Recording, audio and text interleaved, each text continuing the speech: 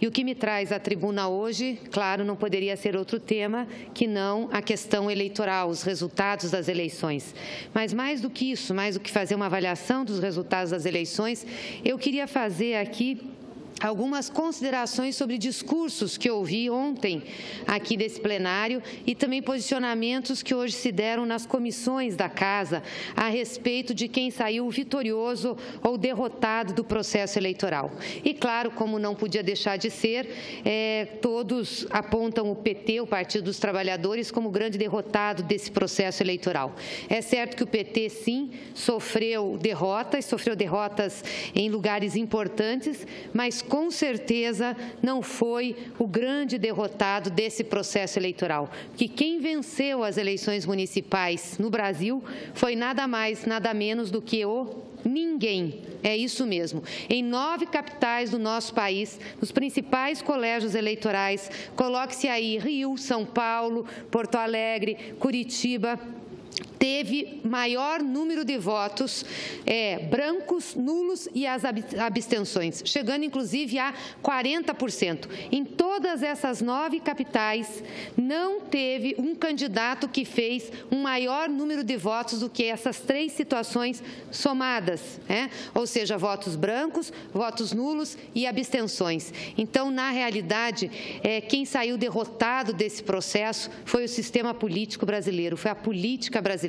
O que as urnas disseram é que há um descontentamento imenso com a política brasileira. E isso deve acender um sinal de alerta, um sinal vermelho para todos os partidos políticos, para todos nós que fazemos política, porque é isso que vai estar em discussão e em jogo daqui para frente.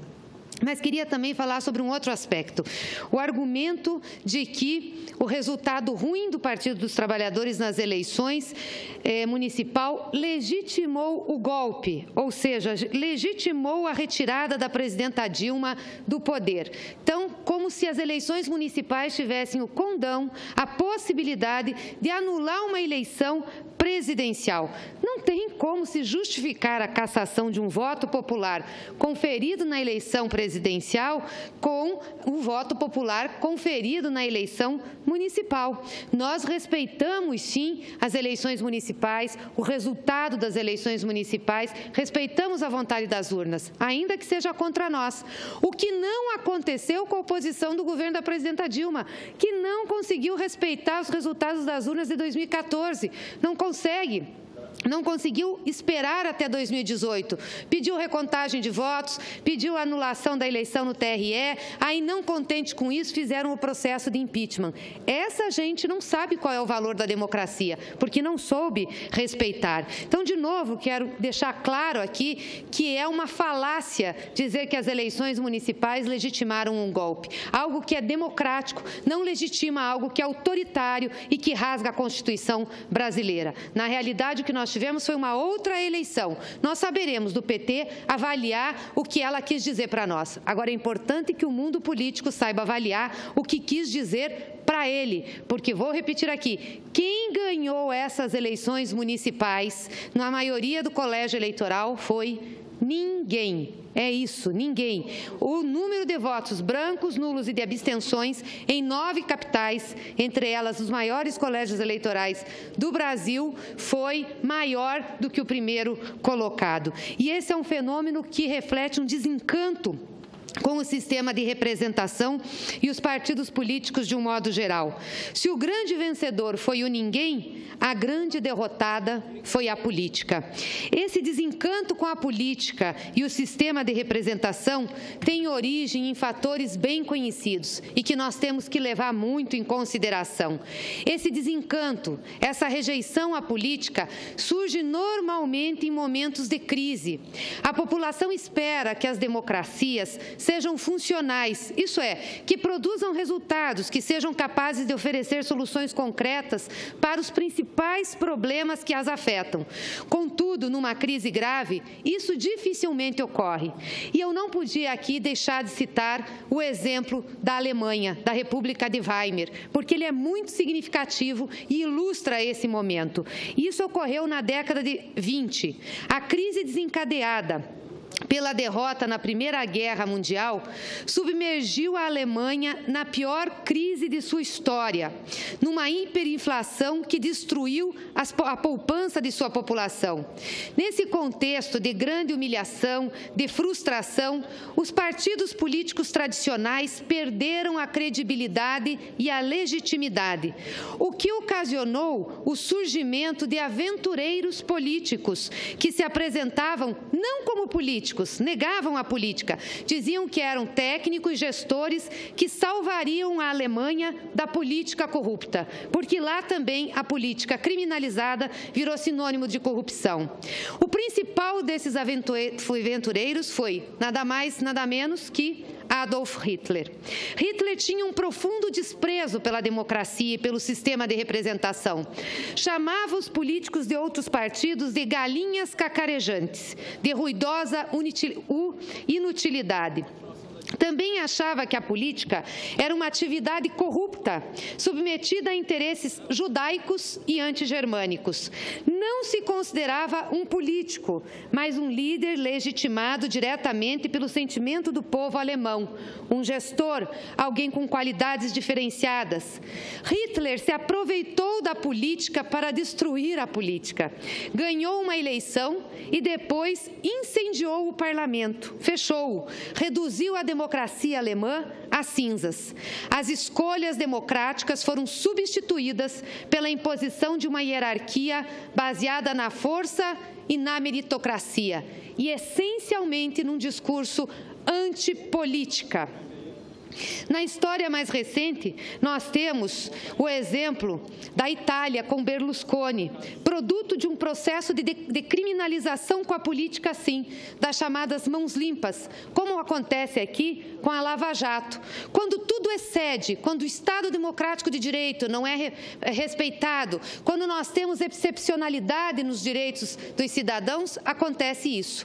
E depois custa muito mais à sociedade para recuperar. Muitas vezes o discurso de combate à corrupção é utilizado para desmontar as democracias e para eliminar aquele que pensa diferente. A ideia de que a gestão técnica, supostamente neutra, possa substituir a política é ridícula, pois não existe neutralidade numa sociedade plural e diversificada, na qual há interesses diversos e até contraditórios. A ideia de que a sociedade pode ser gerida por uma tecnocracia de gestores é profundamente equivocada e profundamente autoritária, porque se é verdade que a técnica qualifica a política, é muito verdade que a política dá sentido à técnica.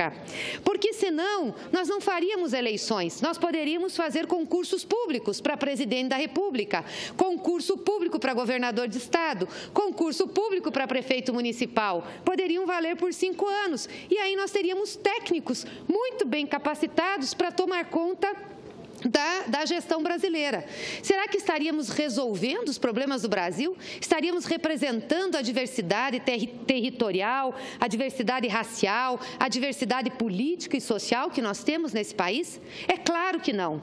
Podemos achar que a democracia é ruim, podemos achar que ela tem problemas, podemos muitas vezes nos desencantar, mas a democracia é o melhor sistema que nós temos, porque ela permite que as divergências apareçam, que as diferenças estejam presentes e que a mediação das posições seja feita. A democracia é o sistema que acolhe e mediatiza as diferenças e as contradições que estão presentes em sociedades complexas. Ela repousa no reconhecimento do outro e das opiniões diferentes como polos legítimos de disputa de poder. O reconhecimento das diferenças e o acolhimento dos conflitos são a essência da democracia. Até porque nós pensamos de formas diferentes, agimos de forma diferente, vivemos de formas diferentes.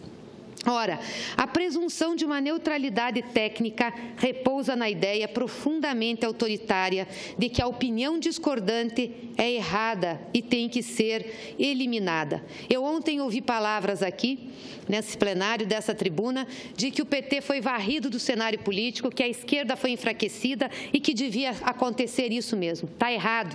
Eu sou de esquerda, a minha vida toda. Milito no PT há 32 anos, mas sempre respeitei a direita e os outros posicionamentos, porque a sociedade brasileira não é uma sociedade só de direita, não é uma sociedade só conservadora, não é uma sociedade só de esquerda, não é uma sociedade só de centro-esquerda. Por isso, todos os setores têm de estar representados e nenhum pode ter a pretensão de varrer os outros, porque aquele que tem pretensão de varrer qualquer posição política se iguala às piores ditaduras que nós tivemos durante a história da humanidade. Se iguala a Hitler, sim, se iguala a Mussolini, porque nós temos que aprender a viver com as diferenças, a conviver com o diferente. É uma ideia presunçosa que sempre teve associada a regimes autoritários e de direita, essa de não conviver com as diferenças e as contradições. É a ditadura do pensamento único, nunca neutro, sempre defensor dos privilégios tradicionais.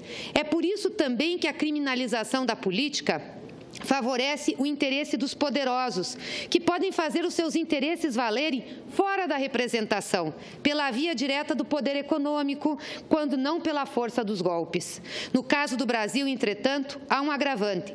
Essa criminalização é seletiva e pretende excluir do jogo democrático um partido, que é o PT, e enfraquecer a esquerda brasileira. O que temos não é a legitimação do golpe, mas é a concretização do golpe continuado nesse país e a criação de um estado de exceção no Brasil. Tal estado se dedica a reprimir de forma violenta manifestações pacíficas contra o regime golpista e a aprisionar estudantes, sindicalistas, ativistas de movimentos sociais, a perseguir membros do antigoverno, a promover grotesca caçada judicial ao ex-presidente Lula e a usar os aparelhos estatais de forma partidarizada com o intuito de intimidar o Partido dos Trabalhadores e a oposição de um modo geral. Essa obsessão em acabar com o PT está levando à destruição do Estado democrático do direito em nosso país e ao desvirtuamento do combate à corrupção. O novo estado de exceção no Brasil é essencial para inibir a resistência democrática que surge no país contra o golpe e seu programa antipopular, que afeta os trabalhadores, os mais pobres, os direitos das mulheres, dos negros, dos indígenas e da população LGBT. O que está sendo varrido, escorraçado desse país não é um partido político, não é o PT, é o sistema político, é a política que é um pilar fundamental da democracia. O que se está varrendo, na realidade, é a democracia brasileira, um perigo imenso para as conquistas que nós fizemos, principalmente a partir da Constituição de 1988. Isso não nos fará desistir, não nos deixará de lutar pelos nossos ideais, os ideais que nos trouxeram até aqui. Nós vamos continuar na luta. E aqueles que acham que a eleição municipal é a legitimação do golpe estão redondamente enganados. Se tiverem essa leitura prepotente e autoritária, vão estar legitimando, isso sim, a decadência da política e a derrota da democracia. Muito obrigada.